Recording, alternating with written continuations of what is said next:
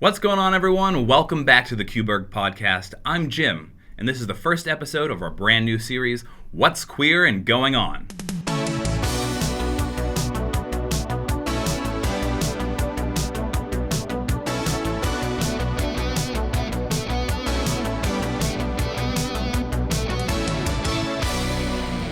I'm so happy to be back with a brand new show for everyone. On today's episode, I'm joined by local drag talent Indica. We're going to get to know her better, chat about the electric parties she's been throwing at queer spaces around Pittsburgh, getting her opinion on some of the latest queer headlines, and then we'll dive deep with burning questions. Alright divas, we've got a jam-packed show with the fiery Indica, so don't go anywhere. We'll be right back after this quick break. Hey, it's Nebby Nick. Today's podcast is brought to you by us, QBurgh. QBurgh is your source for LGBTQ news and events for Pittsburgh and Western Pennsylvania. You can find news, community calendar of events, and our directory, of course, our podcasts, and our weekly newsletters. QBurgh is and always will be free to the community. If you'd like to support us, you can do that at qburgh.com/support. And catch me, Nebby Nick, at any queer event month to month, and make sure to follow those queer events on our community calendar. Now back to the show. And I'm joined at the table by fierce local drag icon, the Miss P-Town 2024. Yes. Hello, Indica. How are you? I'm doing great on this lovely Saturday. Yes, I'm so excited to be here for your first episode. Am I right? Yes, this is the first episode of What's Queer and Going On. Oh my goodness, and I have to say that there is video, and so because we're on camera, the camera adds 10 pounds, so it's not the chili that I ate earlier. 20 pounds. 20, oh, that's crazy. It's very spooky. That's that COVID weight. Oh, girl. 4 years later. I know, seriously, still working it off. Now, I couldn't think of a better first person to join us on the show because you've been throwing all these parties. That is true. All over Pittsburgh and Western Pennsylvania region. What's going on with all those? I'm making my parents proud every single day, just being a party girl. No, I'm Another Party's a drag show that I started when I was like 19. Don't tell the police. But I started this idea one night when we were all like drinking back in my dorms. Also, don't tell my school, Carnegie. I'm sorry. So we came up with this idea just to have an eccentric kind of like outlaw party. It was very inspired at the time by Michael Alec and like the 90s movement and like the 90s drag scene. Little did I know that it was far more of an undertaking than I think I was prepared for. So I always say that the first couple parties that we threw were like held together with Band-Aids and rubber bands and Much like some people's drag. Yes, well, let's not talk about Lydia yet. We'll get to butthole shortly. Exactly. So I don't know, and then it's just kind of developed, evolved, if you will, 6 years later, and we're bigger and better than ever. Now we're doing parties, and we've done them in New York City. We're doing them. We have them in Pittsburgh, of course, in a couple different locations. Yeah. We're moving to West Virginia, and we might have a couple more cities coming in 2025. Ooh. Who knows? And I think it's called Another Party. It is. And then is there Disco E6000? Disco E6000, which what does that stand for? It's a play on words on Disco 2000, which was Michael Alec's party in the 90s at the Limelight. And then we have another one called Thunderpuss, which, yeah, I know, I love it so much. It's my middle name, actually. That one was based off of the It's Not Right But It's Okay, the Thunderpuss remix is a very specific song that I like to play when I'm getting pumped up for drag. So that's where that came from. And there's High Key and Low Key? Yes, I know.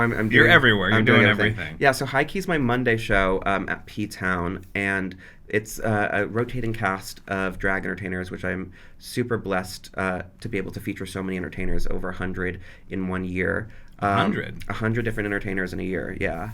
And then we have Low Key, which is just me and another queen. It's more of a smaller variety show. It's the same concept as High Key, but two hosts going back and forth and jabbing all night. Okay. Yeah.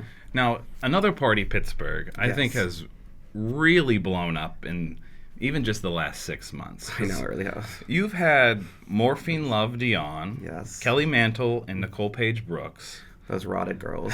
Simone, Mistress Isabel Brooks, and your favorite drag queen's favorite drag queen, the Sasha Colby. Can I actually tell you a fun fact about Sasha Colby? I have a tattoo that says Sasha Colby right on my back. And I got it, I think, like 4 years ago. And this was before, like, her fanfare, post her winning Miss Continental, but before her fanfare of Drag Race.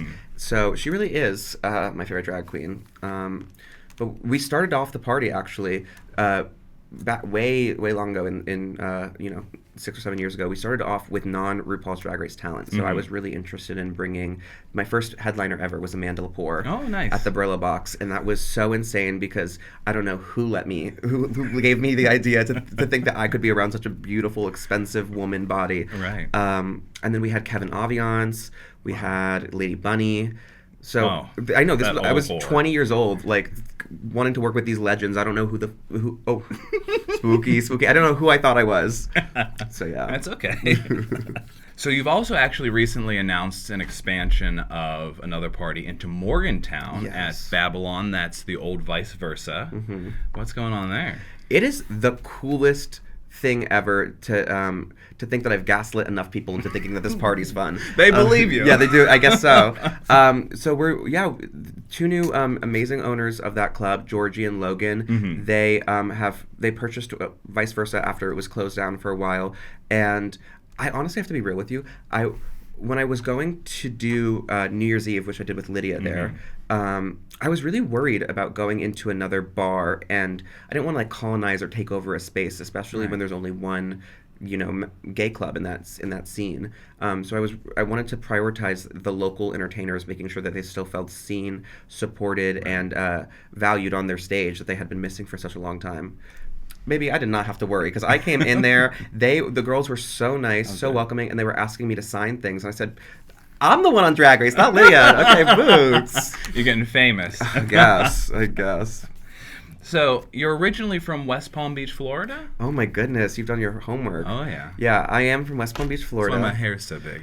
Boots. Mine is just nicely flat right now, but that's how I want it. Yes, from West Palm Beach, Florida.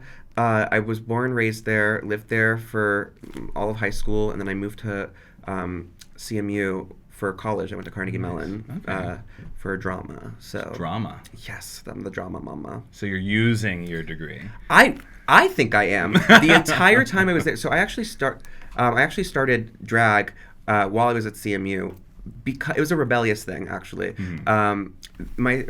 When I got to CMU, my entire life growing up in South Florida, I was surrounded by artsy people. And Florida, at this point, was a swing state. So we were still feeling very queer down there. Yeah.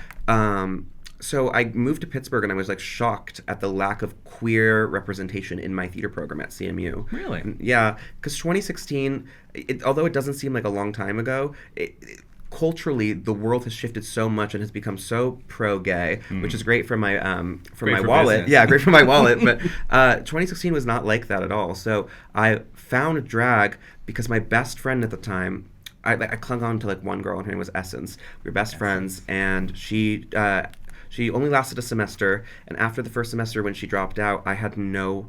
I felt like I lost my lifeline. It was my first semester in college, and whatever. So the story goes, allegedly, I found RuPaul's Drag Race over winter break because I flew back from Florida early.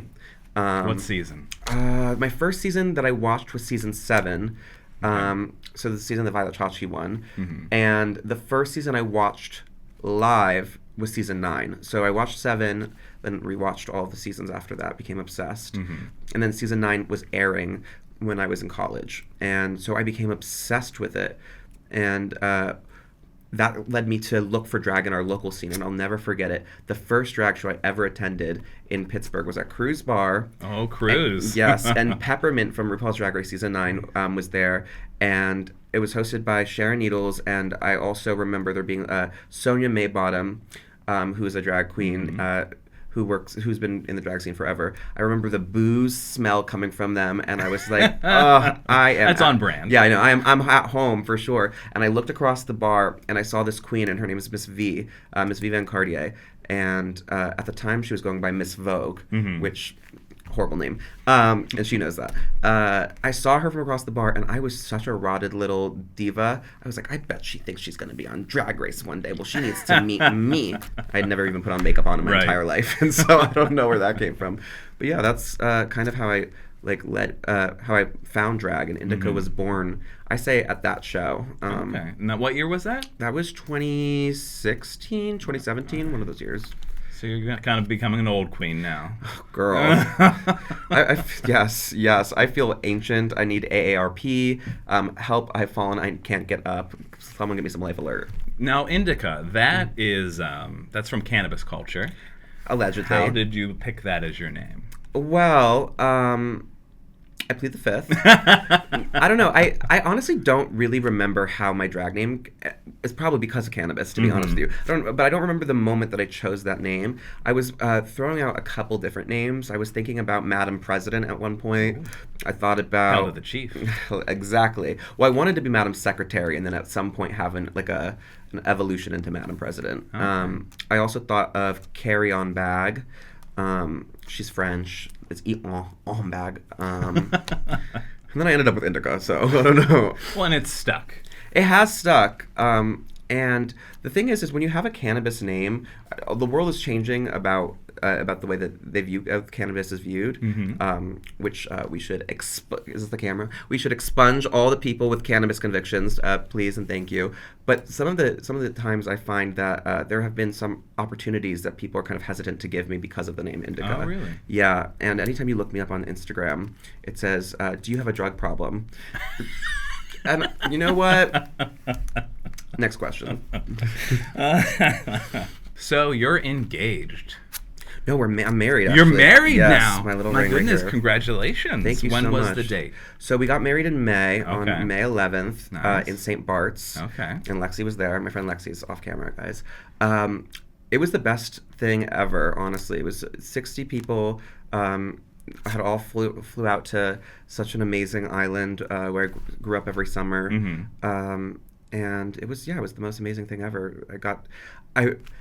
I'm trying to think about how I want to say this. I was very worried about what was going to come out of my mouth during my vows. And did you pre-write them down, or did you just wing it? Well, I did pre-write them. I definitely procrastinated a little bit, but I wrote them, and it was very beautiful. And I lost my grandma during COVID, not because of COVID, but during it. And a white dove. I swear to you, I don't even know that there are doves on this island. A dove landed right next to me, right as I was giving my vows, and I just had like a moment where I was like, "Oh, she's here." Oh, yeah, that's so wonderful. Yeah, it was really cool. Now, how was Tim supporting your drag Oh, you career? know his name? That's crazy. He's my biggest supporter. I'm gonna be honest with you. A couple years ago, there was a point in time where I think drag became kind of destructive for the ego for myself, and Tim had some reservations with drag at that point because I think Indica had taken over. Yeah. Which now she's just taking over cities, but not relationships or my house. So I think that there's a good balance that we have. That I took a break from drag, and when I came back, I was really focused on making sure that I was nurturing both parts of my persona, my life. And now he's my biggest supporter. I love that. Yeah. Do you have like a drag room in your house, or what? I want to say yes, but unfortunately, drag has exploded everywhere. I think Tim is just a lot more. He's a lot calmer about it and a lot more patient than I think he was maybe when he was, a little bit younger. Yeah. Wonderful. All right, we're going to move into a segment where we discuss some of the local queer headlines that have happened recently in the Pittsburgh and Western Pennsylvania region. Let's do it. So I sent you some stories in advance. So the very first story was Indiana Borough Council approves the third annual Pride Festival amid contentious debate. I know. Honestly, I read the story. First of all, let's give it up for them. Congratulations, Divas, for having a Pride Festival that is now going to be recurring and is not going to be subject to vote on. I think that what's so annoying is that we have to even that we've even had the conversations that we have to vote on having a Pride Festival. I don't know what that's doing or how that's harming anyone. Right. And when I was reading the story, I believe that there was 2 opposition votes to this Pride recurring there. And one of the council members, I can't remember her name right now, and honestly, she's quite forgetful. Apparently, she said the reason that she voted against Pride happening was because she was misled on some of the things that went down in Pride and whether it was family friendly or not. I have to say to that, I am misled, I think, by what y'all are doing in the local government, because we have a lot more pressing issues than whether or not we get to celebrate who we are as people. Right. Yeah. Right. It seemed like they were afraid that there was going to be drag queens at Pride, and it's gasp. Drag queens at Pride. Oh no! Call the police. Actually, please don't. Well, they did say that there hadn't been any police situations at their Pride the last 2 years, so all this, worry warts about what's happening really is unfounded. I think the police were better directed at some of the. Let me not get into this. Honestly, the thing gets me going and makes me a little bit upset sometimes is that drag, there all across the country there's an active what's the word I'm looking for? People are trying to ban drag, and I think that's if it's Joe My Gosh's drag, I'm okay with that. But but drag is not this sexual perverted thing. That's something that other people are putting onto drag. Right. And I think that I personally don't really want to be around children in drag. I don't. That's not my gig. But if a drag queen is fabulous and is wearing a beautiful gown and wants to read a book to a group of kids in a library where there are adults present, everybody watching, who's gonna stop them? Honestly, I think. If you think back to when you were younger, do you ever remember when there was a clown that would come to a birthday party and like paint kids' faces? That's what a drag queen is. Right, you're essentially a clown. I am absolutely a clown, and a beautiful clown at that. I don't know. I think that Pride, people are really misguided when it comes to Pride and when it comes to what queer culture is. And I have to be honest with you, something I'm actually kind of worried about. This is more on a macro scale rather than just in Indiana. I'm worried that there's this active movement right now about banning porn as well. And what I'm getting scared of is that they're going to start labeling drag as porn. So I think there's like 20 states in the country or something like that, in the South particularly, where you cannot access porn anywhere. And I'm worried that that's going to become like a metric that Republicans or anti-gay crusaders will just label everything as porn. You see it happening with books. You see it happening with drag shows. I'm just like, I'm getting kind of confused why everyone's obsessed with what everyone else is doing. Why are they so obsessed with us? Exactly. I think everyone needs to just chill out and kind of worry about their own life. And I think that's what Pittsburgh does really well, is that we stay in our lane pretty much. And I haven't really found a city across the country like this, in the sense that we're a city that just gets along with each other. So it's sad that there's people who sometimes feel against us in that way, but hey, maybe you're the ones who need to come out and see a Pride festival and see how much love is there, and I think that they might walk away with a different outlook. I think they would. Yeah, I think so too. So along those kind of same lines was another headline that we shared, was that Anita Bryant, yes, this pie in the face, old bitch, passed away, and people kind of missed it. She passed in December, but only people found out a couple days ago here in January. That's horrifying. If I were to die and then no one would know about it for a whole fucking month, for a whole month, that would be insane. Yeah. And I would be so offended. In this moment, we can hold a little funeral procession, so a moment of silence for my passing. Hold space for Indica. Okay, so we can use that whenever that ends up happening. But I don't know, it's crazy. I think that's probably what happens when you spend most of your career going after a group of people. She was definitely known for being an anti-gay crusader, and it wasn't for her music in the 60s. So that's the orange juice that she tried to push. Okay, see, and I'm from Florida, so that it struck a chord when you sent that article to me. She was very famous for an orange juice commercial, like a jingle, and then she was also, I think she was part of Walt Disney World somehow. there was like an orange juice character that she also voiced the theme song for. And then actually in 1978, she came to Pittsburgh trying to spread her hate speech, and that was actually one of the very first large-scale LGBTQ rights demonstrations against her. The girls were protesting Yes, her. we were. Oh, okay, let's do that. They want to protest my drag shows, but actually they don't do that. But maybe they should. But that's crazy. Is that a sign that you made it if they start protesting you? Honestly, can we start planting protesters at my shows? I want to feel like I made it. The $75 is really what makes me feel like I made it. Maybe we'll have sure. Nebby Nick hold up a sign and protest you. I'm down.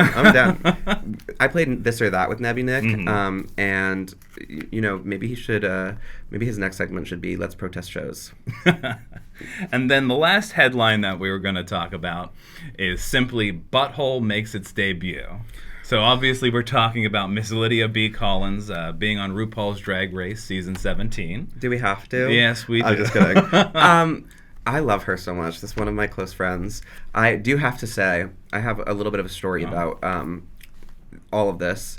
About her Drag Race fanfare. But before I get to that, I do want to say that Pittsburgh could not have had a better ambassador for our drag scene to take over. We've been waiting for 12 years to get some more representation on RuPaul's Drag Race and to show how rotted, horrible, disgusting the city is, but how much heart is filled, how much heart the city has. And Lydia is the absolute perfect person to do that on national television. I think she should wear a breastplate, but that's, neither here nor there. But Lydia, so a year ago, audition tapes were due last year for season 17 around January.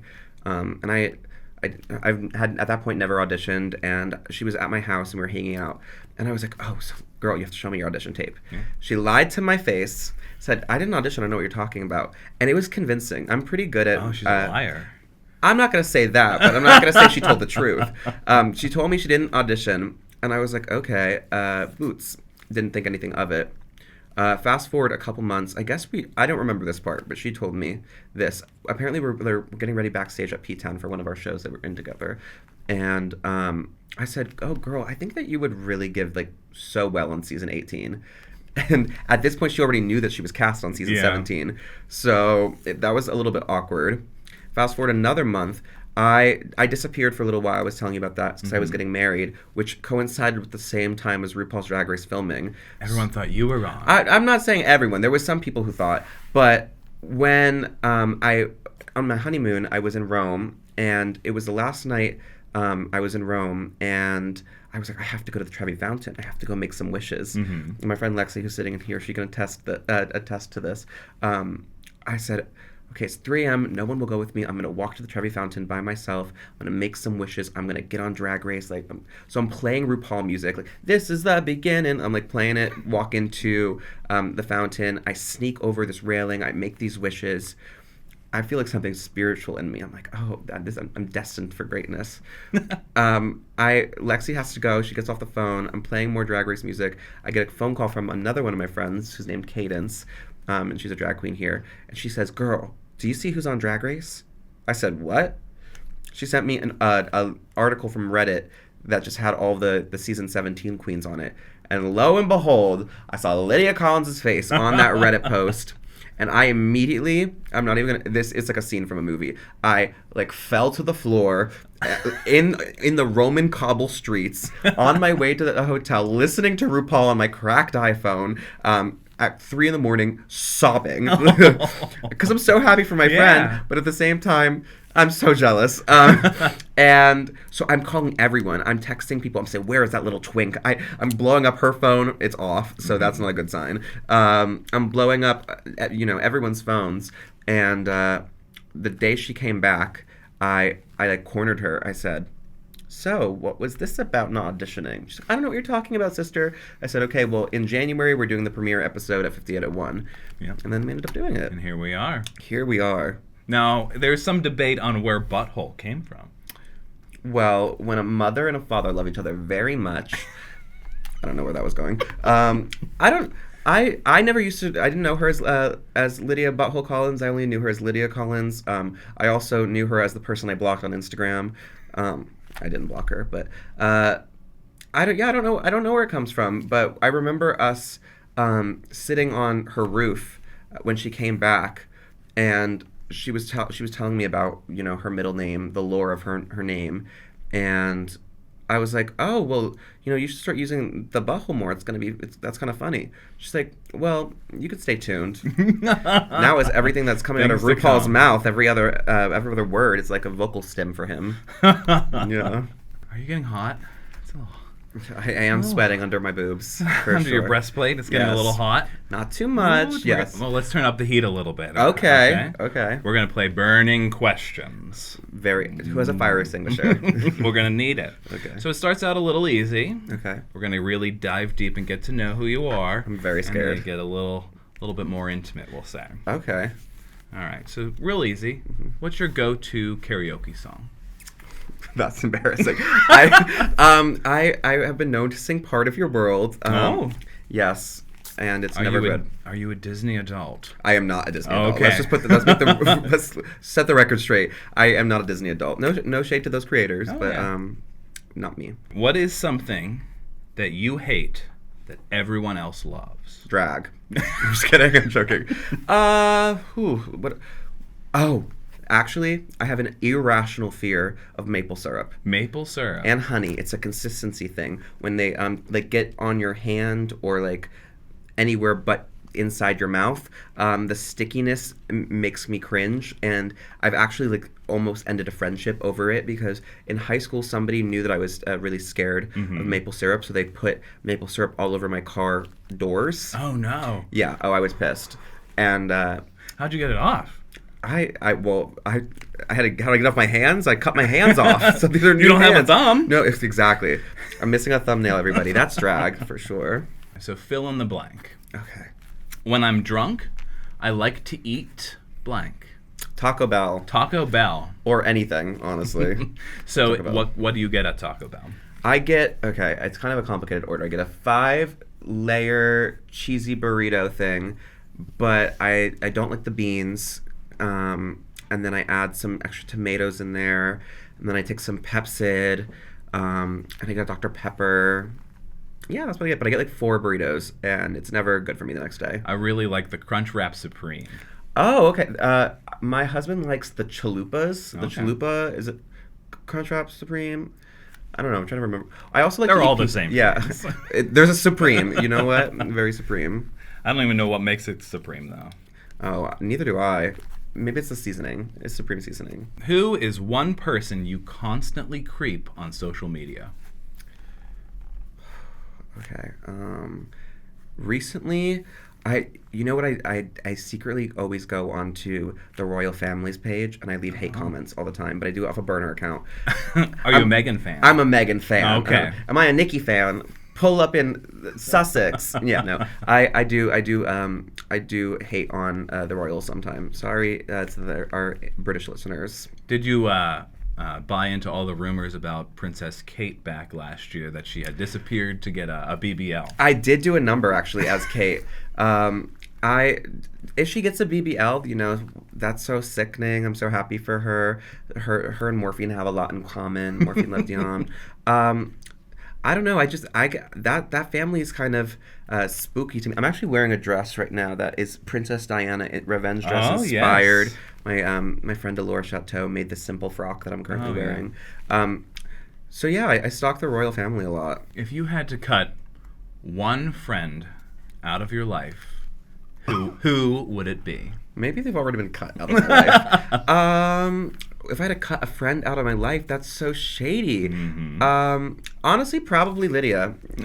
I'll cut her out of my life right now. She's doing her world tour, so she is booked and blessed. It looks like right now. Yes, it's quite embarrassing. I get to see her on TV, and then I do commentary for $75 at the bar. That's what friends are for. Exactly. What's the last lie that you told? That I stalked the royal family. No, I'm just kidding. I told my dad that I love him today. Oh, no. I know. This is getting really deep and kind of mean. Deep. I know. I don't know. The last lie that I told was I probably lied about my weight somewhere. Mm-hmm. I added a little bit more. Yeah. All right. This is the final question. Oh, no. I'm scared. Do you pee in the shower? Oh my God. I won't say I haven't, but I don't think I make a practice out of it. That's a very scary. Are you gonna show up to my house? I've done it. Okay. We'll leave it at that. Yeah, we'll leave it at that. That's all the time we have today. Thank you, Diva. Be sure to check out Indica and Another Party Pittsburgh, Disco E6000, High Key, Low Key, for any vibe you're looking for. Like and subscribe to the QBurgh podcast in your favorite podcast apps, YouTube, and all social media. Next week, Jeff will be sitting down with the organizers of Pittsburgh Pride with all the tea for Pittsburgh Pride 2025. And I will all see you next month. Stay proud, Pittsburgh. Bye! Bye, divas!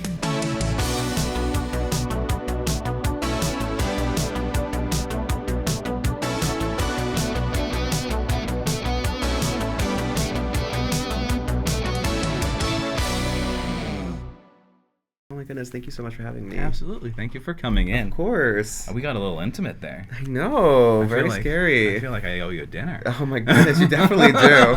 Or at least a shot. What's your favorite? I drink Casamigos. Oh my. Yes. I like to drink like vodka drinks, but I shoot back tequila. I can't do that. I'm Cuban. I'm from Florida. You know, that's how I stay true to my heritage. All right. Well, that's it. I got that. That was great. Oh, yes. Thank you so much.